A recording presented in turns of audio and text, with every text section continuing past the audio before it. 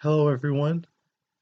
Well, in this video, I would like to talk about this one amazing online show called Costume Quest. And honestly, I haven't done that much research, but I will be completely honest with you. What I've seen at first, what I've seen at first was just the fact that how I learned about the show was through social media, like Instagram and whatever. I saw some small clips of it, and it got my attention, and it aroused me a little bit to the point where I'm like, okay, let me see what you got. So after looking into those small clips, I I watched like majority of the show, or 50-50, maybe the whole show, and I would like to say that it is a good ass show. Honestly, if I had to compare the show, it would be arguably just as good as when I started my channel when talking about Hilda. To also, I will arguably also say that it would be good as Gravity Falls level. The only reason why I bring the show to those type of like comparisons is only because of the fact that it's kind of it's not just because of Gravity Falls being like, how to say this, of how to say it's like a power level bar type of thing where a show has to be just as good as Gravity Falls. No, I don't believe in that. Yes, I can believe that you can compare and contrast different shows and movies and just genres to see if those shows or movies or genres are just as good as some originally crafted good material, such as Gravity Falls and etc. Just like for another good example, if we compare or contrast Key, like Key Pale with Stephen King's like movies and like literature, he people say that his thrillers and horrors can be just as good as Stephen King, or he could be the next Stephen King. I can believe in that to a degree, but at the same time, I don't believe in heavily implying that one show or one genre should be just as good as somebody else's creation. Sometimes, by the end of the day, it's good to be unique. It's good to always have your trademark, and it's good to always have your own voice and create your own type of uniqueness in your work to what you want to show and display with your work. And a very good example would be this show, Costume Quest, and why I'm interested in it, in the show, and why I love it so much. I have so much. I'm trying to think of the word. Have so much enthusiasm and excitement with the show itself, and why I want to make a review video based off the show. What makes Costume Quest like so original to me, and in a sense like its own show, is just the fact that it has its own uniqueness, where it's like, long story short, the premise is you have a bunch of kids, like four kids in general, a group of four.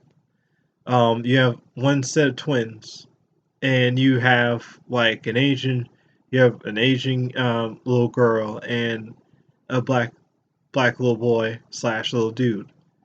And long story short, honestly, out of all four of them, they come across this one.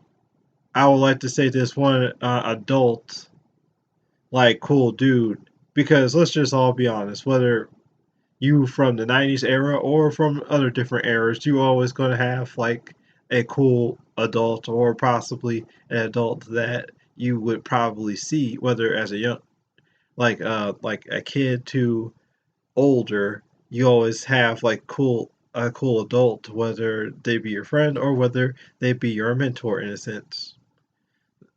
It's kind of like a stereotype sometimes, not all the time, but sometimes. But the show kind of like puts that more emphasis. Now, this adult, his name is Norm. Norm owns like this costume shop, and 50/50, there has been episodes where Norm has admitted that his sales are on and off, but at the same time, for some reason, he has always had that shop always open and always stayed up for some reason. But long story short, Norm gives these kids different costumes, and honestly, they teach the kids the, I would like to say, the true, one of the true, like, important life lessons in everyday life, whether you're younger or older: imagination.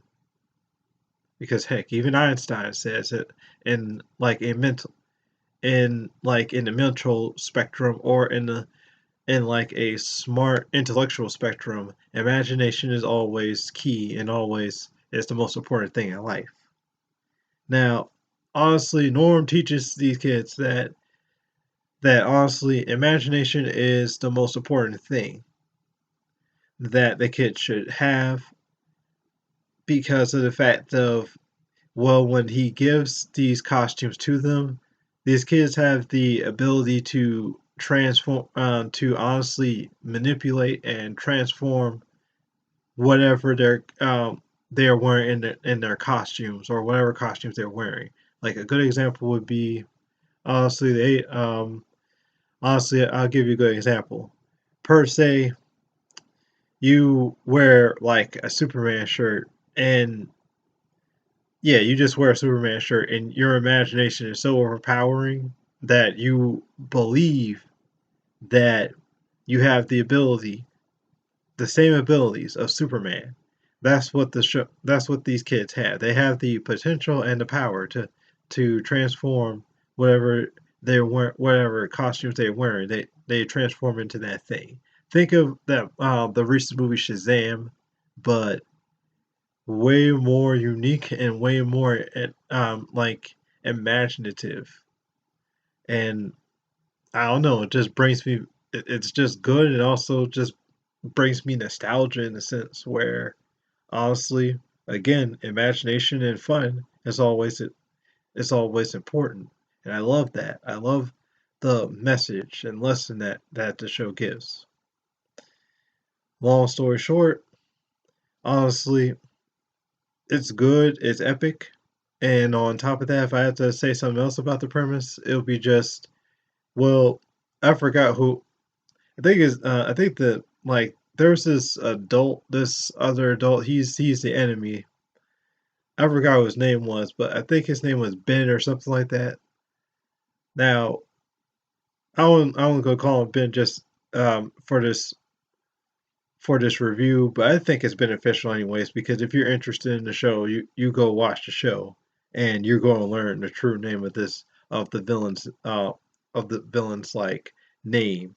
But this man, the antagonist slash villain, his whole drive is, he has these he has these like monsters. They're kind of called ne'er-do-wells monsters. Now, ne'er-do-well monsters, their whole stick in the show is just they cause havoc, and on top of that, they somehow want to like honestly create conquest, like world conquest for themselves, along with Ben. And on top of that, it's just the fact of they somehow have like this whole thing where they want this food source called nougat. Monsters love nougat, and they become way stronger and more powerful with nougat and transform right on the bat when eating these candy bar like things. And it's up to the kids to stop these monsters from eating nougats and stuff. So honestly, like I said before, again, you have to watch the show and try to enjoy it. But overall, I would like to say that it's very much reminiscent as Gravity Falls and Hilda. only because of the fact of, well, it has its own strange uniqueness to it. I would like to say, honestly, with the children have the ability to transform into their costumes, whatever they're wearing. I would like to say that it's not only their own unique trademark, and it's very nice, and I love it, but it's also the fact of it's their unique trademark. And another thing that the show has for their unique trademark would be just these kids battling off these like monsters slash ne'er-do-wells. And honestly, there's this whole unique like world building, historic building behind the whole thing with honestly humans and like monsters back in history and stuff with the show as well too, which is very interesting. And again, like I said, you just have to watch the show to like understand and like just get more appreciation of it. But long story short, I love it. It's good as hell, and on top of that, it's very unique. Now, Hilda, if I had to put like respective like props towards the show with compare and contrast with costume quest with Hilda, it would be just again Hilda. Honestly, when it compares and contrasts with both of them, it would be just the fact that it's just the fact that Hilda's trademark, I would like to say, is more into its world building itself, and also you have a unique na- nature like creatures that's all over the place. Very similar to Gravity Falls, but way different because by the end of the day, it's how to say it's its own trademark, especially in this one little town. So well, like 5% Stranger Things if you think about it, because in Stranger Things in a sense, that's kind of the same way because even though the upside down can hypothetically like multiply itself in the world because it's one big spectrum slash universe. It's still the fact that in Hilda, it's one little town. Just like in Stranger Things, honestly, it's one little town where the Upside Down is leaking itself in that one little town. Now, Gravity Falls, I would like to say that honestly, it's the same way when it comes to all three shows. It has its own uniqueness. I think the only difference is with Gravity Falls itself, it's more of like a magnet, literally a magnet for the weirdness and uniqueness that comes around in the world.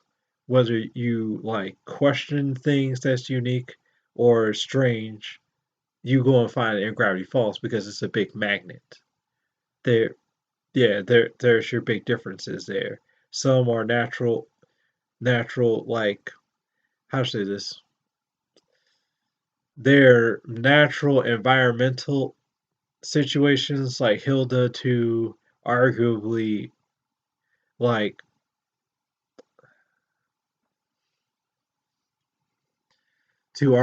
like costume quest.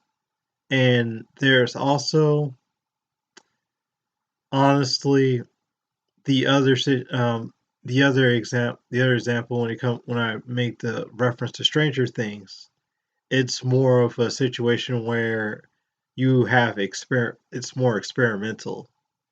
Not everything is natural. Everything is more experimental because Upside Down, if anybody is like a big fan of Stranger Things, it was all done by government conspiracy and whatever and stuff.